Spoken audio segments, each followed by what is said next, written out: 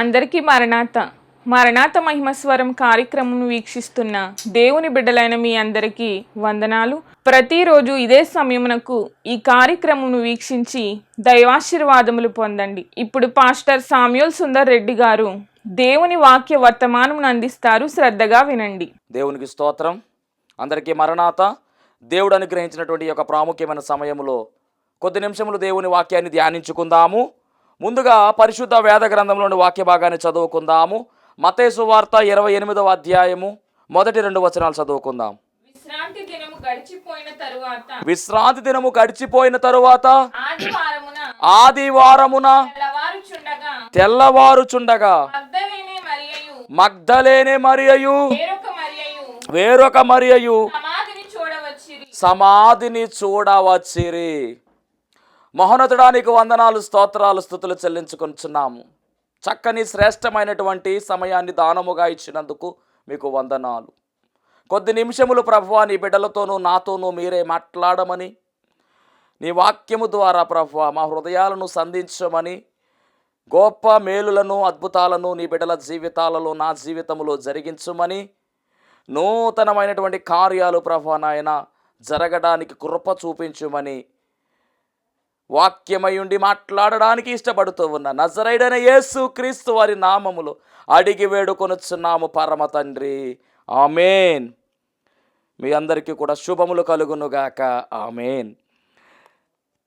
దేవుని వాక్యాన్ని మనము గమనించినట్లయితే 28వ అధ్యాయము 1-2 వచనాల్లో ఒక స్త్రీ కనబడుతూ ఉంది. మరొక పర్యాయం చదువుదాము. విశ్రాంతి దినము గడిచిపోయిన తరువాత ఆదివారమున తెల్లవారుచుండగా మగ్దలేనే మరియా, చాలమ్మా, మగ్దలేనే మరియా అనేటటువంటి ఆమె కనబడుతూ ఉంది. ఈ మగ్దలేనే మరియను గురించినటువంటి చరిత్ర ఈరోజు మనము నేర్చుకోబోతూ ఉన్నాము. ఈ మగ్దలేనే మరియను మొదటి సువార్త పూరగా పిలుస్తూ ఉన్నారు. మొదటి సువార్త పూర యేసుక్రీస్తు ప్రభువారి యొక్క పునరుద్ధాన వార్తను మోసుకుని వెళ్ళిపోయినటువంటి మొదటి సువార్త బోర ఎవరు అంటే కనుక మగ్దలేనే మరియా. పరిశుద్ధ గ్రంథాన్ని మనము గమనించినట్లయితే 7 మరియలు కనబడుతూ ఉన్నారు. ఒక్కొక్కరు ఒక్కొక్క ప్రత్యేకమైనటువంటి స్థాయి కలిగిన వారు. ఒక్కొక్కరిని దేవుడు ఒక్కొక్క రీతిగా వాడుకున్నట్టుగా, ఒక్కొక్క పాత్రగా ఆయన నిలవబెట్టినట్టుగా పరిశుద్ధ గ్రంథాన్ని మనము ధ్యానించినట్లయితే మనకు అర్థమవుతూ ఉంది. మరి బైబిల్ గ్రంథంలో మరియలు 7 అనుకున్నాము కనుక ఒకసారి వారి గురించి కూడా మరి చెప్పే ప్రయత్నం చేస్తాను. మొట్టమొదటిగా మీ అందరికీ కూడా బాగా తెలిసినటువంటి మరియా. ఈమె ఎవరు అంటే యేసుక్రీస్తు ప్రభువారికి తల్లి అయినటువంటి మరియా. ఈమె గురించిన ప్రస్తావన మనం గమనించినట్లయితే మత్తయి సువార్త 1వ అధ్యాయం 18వ వచనం చదువుదాం. ఆయన తల్లి అయిన మరియా, చాలండి, ఆయన తల్లి అయిన మరియగా కనబడుతుంది మరియా. ఇక రెండవది ఎవరు అంటే మగ్దలేనే మరియా. ఇప్పుడు మనం చదువుకున్నాం మగ్దలేనే మరియ గురించి. ఇక మూడవది ఎవరు అంటే గనక యాకోబు యోసే అనువారి తల్లిగా పిలువబడుతున్నటువంటి మరియా. ఈమె గురించి ఎక్కడ కనబడుతూ ఉంది అంటే మత్తయి సువార్త 27వ అధ్యాయము 56వ వచనం మనం చూసినట్లయితే వారిలో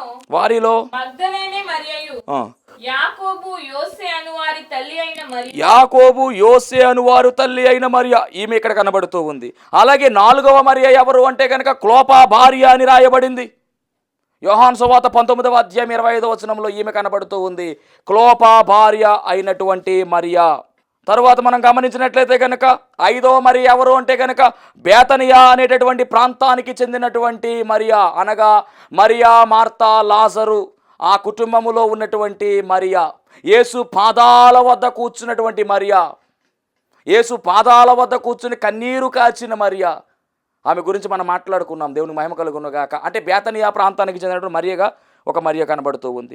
అలాగే 6వది ఎవరు అంటే కనుక యోహాను అనేటటువంటి మారు పేరు కలిగిన మార్కు యొక్క తల్లిగా ఉన్నటువంటి మరియా. ఈమె గురించి చూడాలంటే కనుక అపోస్తుల కార్య గ్రంథము 12వ అధ్యాయము 12వ వచనం చదువుదాం. అపోస్తుల కార్యములు 12వ అధ్యాయం 12వ వచనం. ఇట్లు ఆలోచించుకుని అతడు, అదిగోండి, మార్కు అను మారు పేరు గల యోహాను తల్లి అయిన మరియ ఇంటికి వచ్చిన ఈమె 6వది. ఇక 7వ మరియ ఎవరు అంటే గనక అపోస్తలుడైన పౌలు రోమీలకు రాసినటువంటి పత్రిక అనగా రోమా పత్రిక 16వ అధ్యాయము 6వ వచనములో ఉన్నటువంటి మరియా.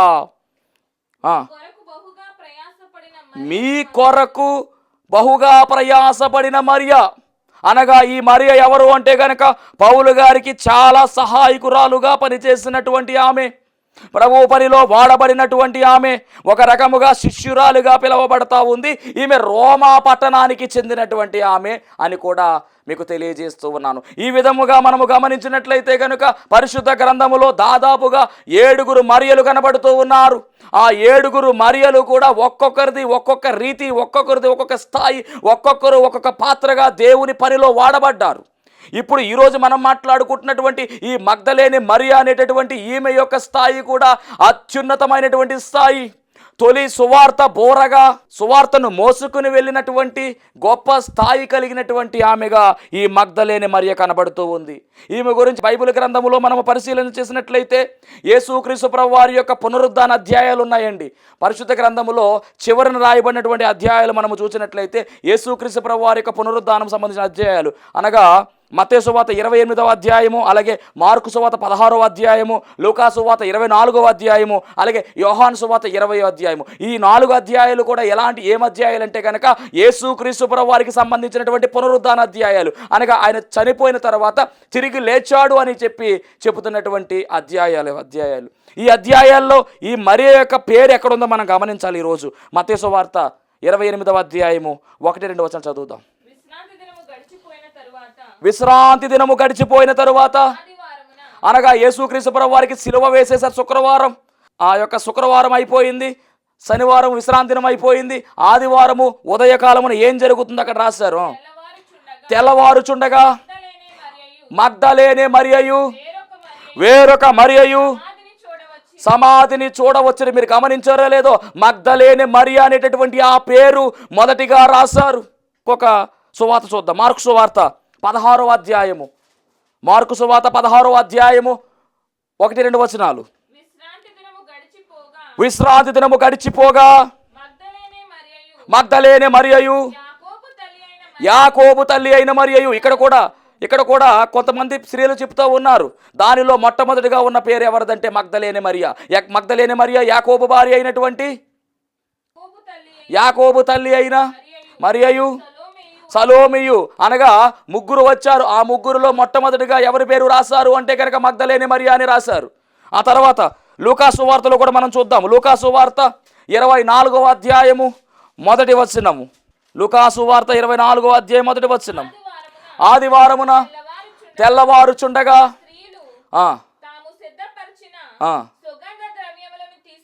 అక్కడ స్త్రీలు అని రాశారు. ఆ స్త్రీలు ఎవరో మనకు తెలియాలంటే 10వ వచనానికి రండి. 10వ వచనం. చెప్పిన వారెవరనగా చాలా రికార్డుగా రాశాడండి దేవుడు. మగ్దలేనే మరియయు, యోహానయ. గమనించారో లేదో, మత్తయి సువార్తలో మొట్టమొదటిగా ఆమె పేరే రాశారు. లూకా సువార్తలో మొదటగా ఆమె పేరే రాశారు, మగ్దలేనే మరియా అని.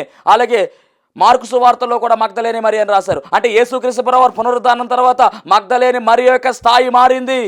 ఇది గమనించాలి. ఇక 4వ సువార్త యోహాను సువార్తలో దేవుడు రాయించిన విధానం చూద్దాం. యోహాను సువార్త 20వ అధ్యాయము 1 వచనం చదువుదాం. యోహాను సువార్త 20వ అధ్యాయం 1 వచనం. ఆదివారమున ఇంకను చీకటిగా ఉన్నప్పుడు మగ్దలేనే మరియా. చాలండి, ఇక్కడ కూడా మగ్దలేనే మరియే. అంటే యేసుక్రీస్తు ప్రభువారి యొక్క పునరుద్ధాన వృత్తాంతం ఏదైతే ఉందో 4 సువార్తల్లో, ఆ 4 సువార్తలకు సంబంధించినటువంటి పునరుద్ధాన వృత్తాంతములో మొట్టమొదటిగా చెప్పబడుతున్నటువంటి స్త్రీ పేరు ఏమిటంటే మగ్దలేనే మరియా. మగ్దలేనే మరియ పేరు ఎందుకు రాశారు?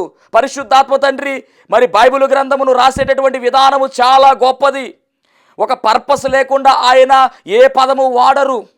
బైబిల్ గ్రంథములో మనం అక్షరాన్ని తీసేయడానికి లేదు, పొల్లును తీసేయడానికి లేదు, కలపడానికి లేదు.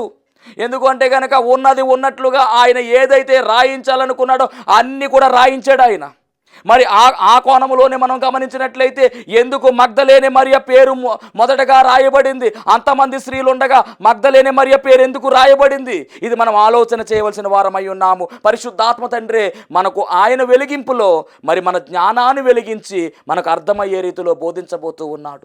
ఎందుకు ఆమె పేరే రాస్తారు అనేటటువంటి విషయాన్ని మనము ధ్యానించవలసిన వారమై ఉన్నాము. అసలు ఒకప్పుడు అసలు ఈ మగ్దలేనే మరియ ఎవరు ఇంతకేని? ఇది ప్రశ్న. మగ్దలేనే మరియ ఎవరు అంటే కనుక ఇక్కడ పునరుద్ధాన అధ్యాయం మనం చూస్తూ ఉన్నాము. అంతకుముందు అసలు మగ్దలేనే మరియ గురించినటువంటి చరిత్ర మనం చూసినట్లయితే లూకాసు వార్తలో కనబడుతుంది. లూకాసు వార్త 8వ అధ్యాయం 2వ వచనం చదువుదాం. లూకాసు వార్త 8వ అధ్యాయం 2వ వచనం. 12 మంది శిష్యులను అపవిత్రాత్మలను వ్యాధులను పోగొట్టబడిన కొందరు స్త్రీలను అనగా 7 దయ్యములు వదిలిపోయిన మగ్దలేనే అనబడిన మరియయు హేరోదు యొక్క చాలండి. మగ్దలేనే మరియ అనేటటువంటి ఈమె ఎక్కడ కనబడుతుంది మొట్టమొదటగా అంటే లూకాసు వార్త 8వ అధ్యాయం 2వ వచనములో కనబడతా ఉంది. ఎలా కనబడుతుంది అంటే 7 దయ్యాలు పట్టుకున్నటువంటి ఆమెగా కనబడుతూ ఉంది. ఒక బహు క్లిష్టమైనటువంటి కష్టకాలములో యేసుక్రీస్తు ప్రభు వారికి దగ్గరకు వచ్చినటువంటి స్త్రీగా కనబడుతూ ఉంది. 7 దయ్యాలు అంటే సామాన్యమైన విషయము కాదు. ఒక దయ్యం పట్టుకుంటేనే మనం పట్టుకోలేము వాళ్ళను. ఒక దయ్యం పట్టుకుంటేనే చాలా ఇబ్బంది పెడతారు. అలాంటిది 7 దయ్యాల చేత పీడింపబడుతూ కుటుంబంలో శోధనలను రేపుతూ మనశ్శాంతిని కోల్పోతూ ఉన్నటువంటి ఆమె ఈ మగ్దలేనే మరియ. ఆమెను ప్రభు దగ్గరకు తీసుకుని వచ్చారు. ఆ 7 దయ్యాలను కూడా యేసుక్రీస్తు ప్రభు వారే వెళ్ళగొట్టినట్టుగా ఆయన బాగు చేసినట్టుగా మనము చూడగలుగుతున్నాం. అంటే ఈ మగ్దలేనే అంటే గనక మనం గమనిస్తే ఆమె ఇంటి పేరు కాదు, ఆమె ఊరు పేరు. పరిశుద్ధ గ్రంథమైన బైబిల్ గ్రంథములో చివర మ్యాపులు కనబడతాయి మనకు. ఆ మ్యాపుల్లోకి మనం వెళ్ళినట్లయితే కనుక అక్కడ ఉంటుందండి మగదాల అనేటటువంటి ప్రాంతం. దాన్నే మగ్దాల అన్నారు. మగ్దలేని మరియా అని చెబుతా ఉన్నారు. మగదాల అనేటటువంటి ప్రాంతానికి చెందిన ఆమె ఈమె. నాయీను అనే ప్రాంతానికి చెందిన విధవరాలు, సారేపతు అనే ప్రాంతానికి చెందిన విధవరాలు. అలా ఏ విధంగా చెబుతూ ఉన్నారో అలాగే ఈ మరియా మగ్దలేనే అనే ప్రాంతానికి చెందినటువంటి మరియా, మగదాల అనే ప్రాంతము అని చెబుతూ ఉంటారు. దేవుని మహిమ కలుగునుగాక. మొట్టమొదటిగా మనం గమనించినట్లయితే మేలు పొందుకున్నటువంటి ఆమె ఏం చేస్తుందంటే ప్రభు పరిచర్యలో వాడబడింది. ప్రభు పరిచర్యలో వాడబడింది. ఇది మొదటి లక్షణంగా మనము గమనించాలి. ఇదంతా కూడా మనం చదివాము. లూకాసు వార్త 8వ అధ్యాయము 1-2 వచనాల్లో చెప్పబడినటువంటి మాట అదే. శిష్యులు అలాగే కొంతమంది స్త్రీలు, ఆ కొంతమంది స్త్రీలలో ఈ మగ్దలేనే మరియ కూడా ఉంది. ఇక రెండవదిగా మనం గమనించినట్లయితే ధనాన్ని కూడా పరిచర్యలో వాడింది అని మనం గమనించాలి. లూకాసు వార్త 8వ అధ్యాయము 3వ వచనం. వీరు అనేకులను అంటే అందులో ఎవరున్నారు? మగ్దలేనే మరియ ఉంది కాబట్టి తమకు కలిగిన ఆస్తితో వారికి ఉపచారము. ఎవరు వారు అంటే కనుక యేసుక్రీస్తు ప్రభువారు అలాగే శిష్యులైనటువంటి వారు వెంబడించే వారికి ఏం చేస్తున్నారంటే వీరందరూ కూడా ఉపచారము చేస్తూ ఉన్నారు. కలిగినటువంటి ఆ సంపదను ప్రభు పనికి ఖర్చు పెడుతూ ఉన్నారు. ఏనాడైనా ఖర్చు పెట్టావా ప్రభు పనికి? పరిశుద్ధాత్మ తండ్రి అడుగుతూ ఉన్నాడు. అది కావాలి, ఇది కావాలి, అది కావాలి, ఇది కావాలని అడిగేస్తున్నావు కానీ ఏనాడైనా సేవకు సహకరించావా? వాక్యం వింటున్నటువంటి ఓ ప్రియమైనటువంటి తల్లి, దేవుడు నిన్నే అంటూ ఉన్నాడు, నిన్నే అడుగుతూ ఉన్నాడు. ప్రభు పనికి సహకరిస్తున్నావా? సహకారుల పేర్లు జీవగ్రంథములో రాయబడునని వాక్యము సెలవిస్తూ ఉంది కదా. ఇప్పుడు మగ్దలేనే మరియ ఏమంటూ ఉంది అంటే గనక నేను ప్రభు పనికి సహకరించాను గనుకనే నా పేరు అక్కడ ముందుగా రాయబడిందని చెప్తా ఉంది. మరి నీ పేరు రాయబడాలంటే నువ్వు పరిచర్యలో సహకరిస్తున్నావా అని అడుగుతున్నాడు ప్రభువు. దేవుని మహిమ కలుగునుగాక. పొగడ్తల్లో మీ పేరు ముందుండాలనుకుంటారు, సంఘంలో నా పేరు ముందుండాలనుకుంటారు, సంఘంలో నా పేరు గురించి ఎక్కువ మాట్లాడితే బాగుండదు అనుకుంటారు. అనుకోవడం మంచిదే, కానీ దాని వెనకాల మీరు చేస్తున్న శ్రమ ఉండాలి, పని ఉండాలి. పని ఉంటే దేవుడే మిమ్మల్ని హెచ్చిస్తాడు. దేవుని మహిమ కలుగునుగాక. మన క్రైస్తవ సిద్ధాంతం ఏమిటంటే ఎవరైతే తగ్గించుకుంటారో వారు హెచ్చింపబడతారు, ఎవరైతే హెచ్చించుకుంటారో వారు తగ్గించబడతారు. అది ఈ మగ్దలేనే మరి తగ్గించుకుంది, సమస్తాన్ని విడిచిపెట్టుకుంది, ప్రభు పనిలో వాడబడ్డానికి ముందుకు వచ్చింది. తనకున్నటువంటి ఆ ఆస్తిలో ఉన్నటువంటి భాగమును ప్రభు పరిచర్యలో ఖర్చు పెడతా ఉంది. అది మగ్దలేనే మరియకు ఉన్నటువంటి గొప్పతనం. అందుకే పేరు ముందు రాశారు. ఇక మూడవదిగా మనం గమనించినట్లయితే యేసుక్రీస్తు ప్రభు వారికి మరి సిలువ మరణాన్ని ఖరారు చేసేశారు. ఆయన సిలువ మోస్తూ ఉంటేనండి అనేక మంది ఆయన్ను వెంబడించలా. దేవుని మహిమ కలుగును గాక. గమనించాలి, దగ్గరికి ఎవరూ రాలేదు. శిక్ష పడుతూ ఉంటే అందరూ దూరంగానే ఉండిపోయారు, అందరూ దూరంగానే ఉన్నారు. కానీ ఆయన శిలువ శ్రమను అనుభవిస్తూ ఉన్నప్పుడు, శిలువ మ్రాను మీద ఉన్నప్పుడు దగ్గరగా వెళ్ళిపోయి ఆయన శిలువ మ్రాను మీద వేలాడుతూ ఉంటే దగ్గరగా ఉన్నటువంటి వారు కేవలము 5 మాత్రమే ఉన్నారు. ఆయన సువార్త పనిలో ఉండగా మీరు గమనించారో లేదో 5 రొట్టెలు 2 చిన్న చేపలు 5,000 మంది పురుషులు తిన్నారు. ఏమైపోయారు ఆ పురుషులు? అలాగే స్త్రీలు కూడా తిన్నారు. ఏమైపోయారు వారు? అలాగే అద్భుతాలు పొందుకున్న వారు ఉన్నారు, ఆశ్చర్య కార్యాలను చూచిన వారు ఉన్నారు, రోగాలు పోయినటువంటి వారు ఉన్నారు, రోగాలు నయమైపోయి బాగుపడి ఆయనను వెంబడించిన వారు ఉన్నారు. మరి వారందరూ ఏమైపోయారు? ప్రభువుకి శిలువ మరణాన్ని ఖరారు చేసిన తరువాత ఆయన 39 కొరాదెబ్బలు కొడుతూ ఉండి ఆయన తీసుకువెళుతూ ఉంటే ఆయన వెంబడించినటువంటి వారందరూ ఏమైపోయారు? శిలువ మీద వేలాడుతూ ఉన్నాడు ప్రభువు. వేలాడుతూ ఉన్నప్పుడు ఆయన దగ్గరకు వచ్చిన వారు ఎవరూ లేరు. అలా వచ్చినది ఎవరు అంటే కేవలం 5 మాత్రమే వచ్చారు. ఆ 5 మనం గమనించినట్లయితే కనుక యోహాను సువార్త 19వ అధ్యాయము, యోహాను సువార్త 19వ అధ్యాయము 25వ వచనం. ఆయన తల్లియు ఆయన తల్లి సహోదరియు క్లోపా భార్య అయిన మరియయు. మీరు గమనించారో లేదో, ఇక్కడ మగ్దలేనే మరియ పేరు వెనక్కి వెళ్తుంది. ఎప్పుడు ముందుకెళ్ళిందంటే ఆయన పునరుద్ధానం తర్వాత ముందుకెళ్ళింది. చాలా చరిత్ర ఉందండి. పరిశుద్ధాత్మ తండ్రి ఎందుకు రాయించాడో మనం గమనిస్తే ఆశ్చర్యమే కలుగుద్ది. ఈరోజు ఇక్కడ వెనకాల ఉంది పేరు. అప్పటికి ఇంకా ప్రభు యొక్క పునరుద్ధానం జరగల. అప్పటికి ఇంకా ప్రభు శిలువ మీద ఉన్నాడు, ఇంకా మరణించాలి, పునరుద్ధానం జరగాలి. అప్పుడు కదా పేరు ముందుకు వచ్చింది. అంటే అప్పుడు దాకా ఉండాలి. దేవునికి మహిమ కలుగును గాక. ఎందుకు పేరుకు ముందుకు వచ్చిందో మీరు కూడా అప్పుడు దాకా వాక్యం వింటా ఉండాలి, అప్పుడే అర్థమవుతుంది. ఇక్కడ మనం గమనించినట్లయితే కనుక మళ్ళీ చదవమ్మా 25వ వచనం. 1 ఆయన తల్లి సహోదరి సలోమి, రైట్, క్లోపా భార్య అయిన మరియా, మగ్దలేనే మరియా. అంటే 4 అన్నమాట. 4 ఆడవాళ్ళు ప్రభు ఇలా శిలువ మీద ఉంటే కనుక ఇటు పక్కన 4 ఆడవాళ్ళు నిలవబడ్డారు. తర్వాత యేసు అంటే గమనించవలసిన మాట ఏమిటంటే 4 ఈ పక్కన ఉంటే కనుక ఒక శిష్యుడి దగ్గర ఈ పక్కన ఉన్నాడు. అతను ఎవరంటే యోహాను. ఏమైపోయారు? శిష్యులందరూ కూడా వెళ్ళిపోయారు, దూరంగా వెళ్ళిపోయారు. యేసుక్రీస్తు ప్రభు వారి చివరి వరకు వచ్చి ఉన్నటువంటి శిష్యుడు ఒక్కడే, అతనే యోహాను. కనుక యోహానుకు దేవుడిచ్చినటువంటి ఘనత మహాఘనత. పరలోక రాజ్యాన్ని చూపించేశాడు యోహానుకి. దేవునికి మహిమ కలుగును గాక. అంటే ఈ స్త్రీ చివరి వరకు వెంబడించినట్టుగా మనం చూస్తూ ఉన్నాం. మొట్టమొదటిగా పరిచర్యలో వాడబడిందండి. రెండవది ధనాన్ని పరిచర్యలో ఖర్చు పెట్టింది. మూడవది శిలువ దగ్గరకు వచ్చి నిలుచుంది. దేవుని మహిమ కలుగును గాక.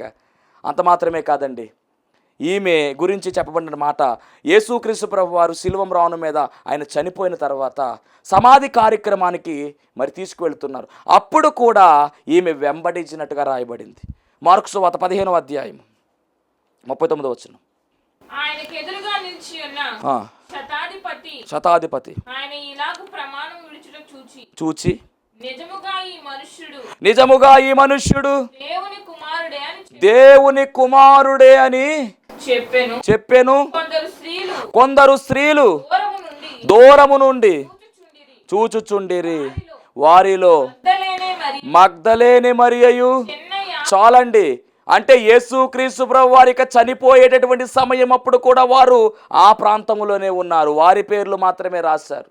అంటే చివరి వరకు వెంబడించింది, దూరంగా ఉండి ప్రభువుని చూస్తూ ఉంది. ఇందాక దగ్గరగా కనపడింది, ఆ తర్వాత ఆయన మరణించే సమయానికి దూరంగా ఉన్నారు. మొత్తానికి ప్రభువుని విడిచిపెట్టకుండానే చూస్తూ ఉంది. ఆ తర్వాత ఆయన చనిపోయిన తర్వాత సమాధి కార్యక్రమము చేశారు. ఆ సమాధి కార్యక్రమము మనం గమనించినట్లయితే కనుక మరి నికోదేము అనేటటువంటి వ్యక్తి, అలాగే అరిమతయ యోసేపు, ముఖ్యమైనటువంటి పాత్ర అరిమతయ యోసేపుది. అతనికి సపోర్టుగా నికోదేము, వీరిరువురు కూడా సమాధి కార్యక్రమం జరిగించారు. ఆ సమాధి కార్యక్రమం అప్పుడు కూడా వీళ్ళు దూరంగా నిలబడి చూస్తున్నారు. అలా ఉన్నటువంటి పాత్ర ఎవరు అంటే గనక ఈ మగ్దలేనే మరియ. చదువుదాం 15వ అధ్యాయము మార్కు సువార్త 46వ వచనం. అతడు నారబట్ట కొని ఆయనను దింపి ఆ బట్టతో చుట్టి బండలో తొలిపించిన సమాధి యందు ఆయనను పెట్టి ఆ సమాధి ద్వారమునకు రాయి పొర్లించెను. అదిగోండి అక్కడ కనబడతా ఉంది. ఇక్కడ మళ్ళీ మొదటికి వచ్చింది. దేవునికి మహిమ కలుగును గాక. మగ్దలేనే మరియయు యోసే తల్లి అయిన మరియయు ఆయన ఉంచబడిన చోటు చూచేరి. గమనించాలి, ప్రభువుని ఎక్కడ విడిచిపెట్టట్లేదండి, ఎక్కడ విడిచిపెట్టట్లా. సిలువ దగ్గరకు వచ్చేసారు. ఏమంటే సిలువ మ్రాను మీద వేలాడుతూ ఉన్న రక్తము కారిపోతూ ఉంది. గమనించారో లేదో? మరి మొట్టమొదటిగా ఆయన ప్రాణాలతో ఉండగా, ఆయన సువార్త పరిచర్యలో ఉండగా అద్భుతాల కొరకు వచ్చిన వారు ఉన్నారు, అద్భుతాలు పొందుకున్నారు. ఆహారం కోసం వచ్చిన వారు ఉన్నారు, ఆహారం పొందుకున్న వారు ఉన్నారు. కానీ ఇప్పుడు ఈ స్త్రీలు దేనికోసం ఆయన వెంబడిస్తున్నారు? ఇలాంటి వెంబడింపు జీవితం మనలో ఉండాలి. ఏవి ఆశిస్తూ వస్తున్నారు వీళ్ళు? ఏది ఆశించట్లేదు. నా ప్రభువుని విడిచిపెట్టకూడదు, నా ప్రభువు వెంటే నేను ఉండాలనేటువంటి ఆశ కలిగినటువంటి వారండి. అలాంటి ఆశ కలిగినటువంటి ప్రాణమే ఈ మగ్దలేని మరియ. మహిమ కలుగును గాక. చివరికి ఆయన చనిపోయిన తర్వాత కూడా ఆయన శవమును తీసుకుని వెళతా ఉంటే కూడా వెళ్ళిపోయారు, అనగా బరియల్ గ్రౌండ్కి వెళ్ళిపోయారు. ఆడవారు వెళ్ళరు మ్యాక్సిమం, కానీ అక్కడికి కూడా వెళ్ళిపోయారు. దూరంగా ఉండి ఎక్కడ సమాధి చేస్తున్నారో కళ్ళారా చూశారండి. దాంట్లో కూడా ఈమె ఉంది. అంటే ప్రభువును వెంబడించడములో మనము తగ్గకూడదు. ప్రభువును వెంబడించడములో శ్రమ వచ్చినా, కష్టం వచ్చినా, బాధ వచ్చినా, బలహీనత వచ్చినా, వ్యాధి వచ్చినా, ఏ వచ్చినా ప్రభువును వెంబడించాలి తప్ప ప్రభువును విడిచిపెట్టే వారంగా మనం ఉండకూడదు. దేవుని మహిమ కలుగును గాక. మనం ఆయన వెంబడించే వారముగా ఉండాలి. అలా మరి చివరి వరకు కూడా, అనగా సమాధి కార్యక్రమంలో కూడా విడిచిపెట్టకుండా వెంబడించిందండి. ఆ తరువాత ఆదివారము తెల్లవారుతున్నటువంటి సమయములో మరి సుగంధ ద్రవ్యాలు సిద్ధము చేసుకున్నట్టుగా రాయబడింది. చూద్దాం, అది కూడా చూద్దాం. లూకాసు సువార్త 23వ అధ్యాయము 55వ వచనం. గలిలయ నుండి ఆయనతో కూడా వచ్చిన స్త్రీలు వెంట వెళ్ళి ఆ సమాధిని చూచి తిరిగి వెళ్ళి ఆ రోజే తిరిగి వెళుతూ సుగంధ ద్రవ్యాలను సిద్ధపాటు చేసుకున్నట్టుగా రాయబడింది. అంటే ఈ మగ్దలేని మరియ కూడా ఏం చేస్తుందంటే సుగంధ ద్రవ్యాలను సిద్ధపాటు చేసుకున్నట్టుగా కనబడతా ఉంది. అంటే సిద్ధపాటు కలిగినటువంటి మనస్సు ఈమె. చివరిగా మనం గమనించినట్లయితే కనుక ఈమె మరి ఆదివారం పెందల కాడని లేచి సమాధి యొద్దకు వెళ్ళినట్టుగా రాయబడింది. అదే మార్కు సువార్త 16వ అధ్యాయము 1వ వచనంలో మనం చూస్తూ ఉన్నాం. అంటే ఎక్కడా కూడా విడిచిపెట్టలా. అంటే ప్రభువుని విడిచిపెట్టకుండా వెంబడించినటువంటి స్త్రీ ఎవరు అంటే కనుక ఈ మగ్దలేని మరియ. ఈ క్రమములో అందరూ ఉన్నారు, కానీ డిఫరెన్స్ ఎక్కడొచ్చిందంటే పునరుద్ధాన అధ్యాయంలో ఈమె పేరు మొట్టమొదటిగా ఎందుకు రాయబడిందంటే ఇప్పుడు మనం చెప్పుకుంటున్నటువంటి అంశం ద్వారా మరి ఆమె పేరు మొదటికి వెళ్ళిపోయింది. ఎందుకంటే ఎగ్జామ్స్ అందరూ రాస్తారు, కానీ 100 మార్కులు వచ్చిన వారికి 99 మార్కులు వచ్చిన వారికి తేడా ఉందంటే ఎక్కడో ఒక పాయింట్ వాళ్ళు రేట్ చేసినట్టే కనుక ఇక్కడ దాకా అందరూ వెంబడించారండి. చివరి దాకా బాగానే వెళ్ళిపోయారు. సమాధి దగ్గర కూడా 3వ రోజు అందరూ వెళ్ళారు, కానీ సమాధి ఖాళీగా ఉందని చెప్పేసి వాళ్ళు ఏం చేశారంటే లోపలికి చూస్తే ఆ దేవదూత చెప్పిన మాట ఆయన లేచి ఉన్నాడు, ఆయన లేడని చెప్తే వాళ్ళందరూ వెనక్కి వెళ్ళిపోయారు. కానీ ఈ మగ్దలేని మరియ అండి అక్కడే పడి ఏడ్చిందండి. అక్కడే ఏడుస్తూ ఉంది. దేవదూత చెప్పింది అయినా ఏడుస్తూనే ఉంది. ఈలోపు 2 దేవదూతలు వచ్చి మాట్లాడారు. చదువుదాం ఆ మాట. యోహాను సువార్త 20వ అధ్యాయము 11వ వచనం. 11. అయితే మరియా నిలిచి ఏడుచుండెను. వంగి చూడగా ఇద్దరు దేవదూతలు తలవైపున ఒకడును కనబడెను. అమ్మా ఎందుకు ఏడ్చుచున్నావు అడుగగా ఆమె చూసారా, అంటే అసలు ప్రభువును విడిచిపెట్టడానికి ఇష్టపడలేదు. అందుకే ఆయన చనిపోయాడు, శవముగా కనబడతా ఉన్నాడు, అయినప్పటికీ కూడా విడిచిపెట్టట్లే. ఆయన లేచేసాడు ఆల్రెడీ. అయినా కానీ నా ప్రభువు నాకు కావాలని చెప్తా ఉంటే ఈ లోపు సరిగ్గా యేసుక్రీస్తు ప్రభు వారు వెనకాల నిలబడ్డారండి. ఆమె కన్నీళ్లు కారుతా ఉంటే చూస్తూ ఉన్నాడు ఆయన.